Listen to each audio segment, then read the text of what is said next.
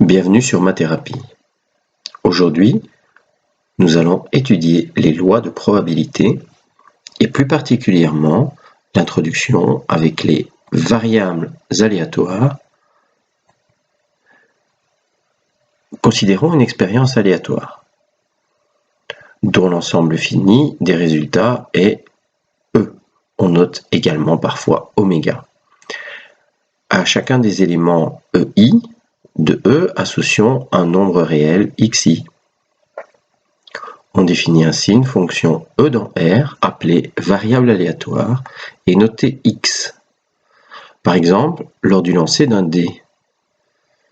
Alors cette expérience aléatoire va associer le résultat de l'expérience, c'est-à-dire que l'on voit par exemple apparaître un 2 sur la face. À cette apparition, on peut associer le nombre 2. Du nombre 2, qui est un nombre réel, qui est le résultat de l'expérience aléatoire, on peut lui associer une probabilité. Lorsque nous lançons un dé, et je vous rappelle le cours de probabilité, nous avons 6 cas possibles. Le 2 apparaît une fois sur 6, sa probabilité est de 1/6. Une variable aléatoire est discrète si l'ensemble de ses valeurs possibles est fini ou dénombrable. Dans le cas contraire, elle est continue. Alors, exemple, on jette simultanément 4 pièces de monnaie indiscernables et non truquées. On associe à chaque résultat le nombre de faces obtenues. La variable aléatoire x, ainsi définie, peut prendre les valeurs 0, 1, 2, 3 ou 4. Elle est donc discrète. Si on jette simultanément 2 dés, un dé blanc, un dé noir, on associe à chaque résultat la somme des points obtenus. La variable aléatoire x, ainsi définie, peut prendre les valeurs 2, 3, 4, 5, etc. jusque 12. Elle est donc discrète. En statistique, on avait par exemple pris une population et on mesurait sa taille. Si on prend un groupe d'individus qui mesurent entre 1,45 m et 2 m, on associe à chaque résultat la taille obtenue. La variable aléatoire peut prendre des valeurs comprises entre 145 et 200. Elle est donc continue. Distribution discrète de probabilité. La distribution de probabilité d'une variable aléatoire discrète est une fonction qui à xi associe la probabilité pi d'obtenir cette valeur. Donc la probabilité que x soit égal à xi va être notée pi, les i évoluant de 1 jusqu'à un nombre c fini. C est donc le nombre de résultats possibles. La représentation graphique de la distribution de probabilité est un diagramme en bâtonnet comme nous l'avons déjà rencontré en statistique, avec la somme des pi est égale à 1. La somme de toutes ces probabilités doit être égale à 100%, c'est-à-dire 1.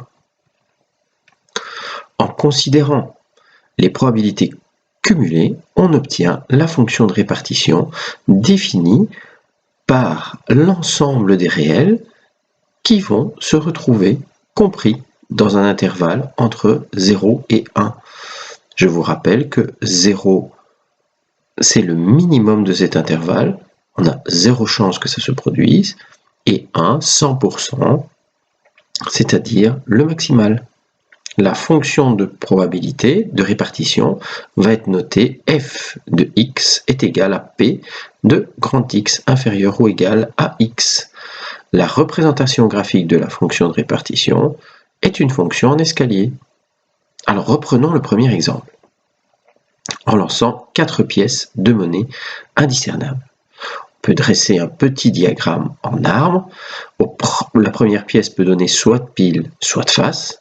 Si la première a donné pile, la deuxième peut donner soit pile, soit face, et ainsi de suite jusqu'à la 4e pièce. Alors 0 face, en lançant ces 4 pièces, on obtient 0 face, c'est-à-dire quand on obtient 4 fois pile. J'ai noté un petit point en noir à côté pour montrer le nombre de fois où ça se produisait. Ça se produit une seule fois. Une seule face. Alors j'ai noté un petit point vert, ça apparaît une fois, 2 fois, 3 fois, 4 fois. De face, ça apparaît une fois, 2 fois, 3 fois, 4 fois, 5 fois, 6 fois. Et 3 faces apparaissent une fois, 2 fois, 3 fois, 4 fois. Il me reste donc maintenant la dernière possibilité d'obtenir 4 faces qui, elle, n'apparaît qu'une seule fois. En reprenant le résultat de ces expériences, on peut dresser un petit tableau. Donc les xi sont les valeurs qui vont évoluer de 1 jusqu'à 4, donc le nombre de faces obtenues. Le 0, nous l'avons vu, apparaît une fois sur 16. Le 1 apparaît 4 fois sur 16. Le 2 apparaît 6 fois sur 16. Le 3 apparaît 4 fois sur 16. Et le 4 apparaît une fois sur 16. Nous pouvons construire la fonction de répartition, c'est-à-dire en cumulant les PI. Donc 0 apparaît une fois sur 16, donc f de x1 est 1 sur 16. Pour calculer f de x2, on doit calculer P1 plus P2, c'est-à-dire 1 16e plus 4 16e qui vont nous donner 5 16e. Et ainsi de suite, pour calculer f de x3, c'est 1 16e plus 4 16e plus 6 16e, c'est-à-dire 11 16e. Pour f de x4, 15 16e. Et pour f de x5, nous retrouverons 1, qui est la somme de toutes les probabilités. Donc, ici en dessous, je vous écris le calcul que je vous ai expliqué, par exemple, pour f de 2, c'est-à-dire la probabilité que x soit plus petit ou égal à 2, c'est donc la probabilité que x soit égal à 0, 1 16e, plus la probabilité que x soit égal à 1, 4 16e, plus la probabilité que x soit égal à 2, 6 16e. Au total, 11 16e. La fonction de répartition, vous pouvez donc retrouver un diagramme en bâtonnet. Donc ça, c'est plutôt les probabilités qui sont représentées en ordonnée et en abscisse le nombre de faces obtenues. Mais vous pouvez également représenter un diagramme en escalier qui est la représentation typique d'une fonction de répartition. Alors les paramètres d'une distribution discrète. Considérons une variable aléatoire discrète x prenant les valeurs xi et les probabilités pi correspondantes. Donc on l'a déjà vu, pi est égal à p que x soit égal à xi. On peut donc, comme en statistique, calculer une moyenne. Alors la moyenne m, on appellera ici l'espérance mathématique et on la notera grand E de x. C'est un nombre réel qui est défini par la somme des i évoluant de 1 jusqu'à c du produit pi fois xi. Je vous rappelle qu'en statistique, pour la moyenne, on avait également une somme de i qui évoluait de 1 jusqu'à c du produit de ni fois xi, le tout divisé par l'effectif total grand N. Et comme ni sur n est égal à la fréquence en statistique, ici cette fréquence est une probabilité. Et donc on retrouve la formule de statistique qui donnait la somme des i évoluant de 1 jusqu'à c, fi xi, où dans ce cas-ci, fi est remplacé par la probabilité pi, c'est-à-dire ni sur n. Dans les jeux de hasard, si xi représente un gain, l'espérance mathématique représente par extension le gain moyen d'un joueur. Le mode, comme en statistique, est là où les valeurs de x qui donnent la probabilité maximum. La variance traduit l'écart par rapport à la moyenne. Donc elle était définie en statistique par la somme des i évoluant de 1 à c ni xi moins x moyen au carré. Ici, par extension, on retrouve cette formule en remplaçant par pi et le x moyen par l'espérance mathématique. Comme en statistique, nous n'allons pas utiliser directement cette formule, nous allons pouvoir faire sortir de cette somme l'espérance mathématique et donc utiliser la fonction plus pratique la somme des i évoluant de 1 jusqu'à c, pxi carré, moins l'espérance mathématique calculée précédemment au carré. La démonstration, vous reverrez ça en statistique, elle est laissée à titre d'exercice. Alors, comme exemple, on reprend le lancer des 4 pièces de monnaie, c'est beaucoup plus simple. Cette fois-ci, on va associer un gain à la réalisation de l'événement. Donc, si 0 face apparaît, on perd 3 euros.